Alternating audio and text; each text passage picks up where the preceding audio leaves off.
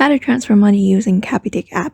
Hi everyone, welcome back to a new video. In this video, we're going to learn how we can transfer money from Capitec app. So without any delay, let's start with the process on how we can do it. But before that, don't forget to hit that like, share, and subscribe icon. So in order to transfer money from Capitec app, when you log in into the Capitec application, you'll be able to see this kind of interface on your home screen. So let's just go on with the process of transferring it.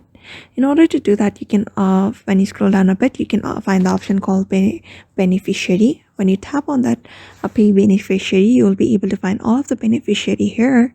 After that, you're just going to click on one of the person. After clicking on it, you'll be finding the payment method here.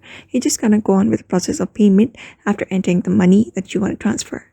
So you can see payment type. You may just select any of the payment type. After that, you can see beneficiary reference. You can select that one as well, and your statement description. Type in your statement description. After that, payment notification type. After that is done, you can see pay and immediate pay option after entering the value of the money that you want to enter. After that, you may just tap on pay. And when you tap on pay, it won't take any charge. But if you tap on immediate payment, it will immediately pay or transfer the money. But for that, certain cents will be deducted from your account.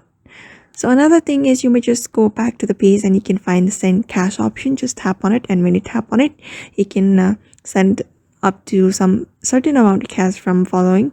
You may just tap on continue. After that, just load your money and transfer it to another people.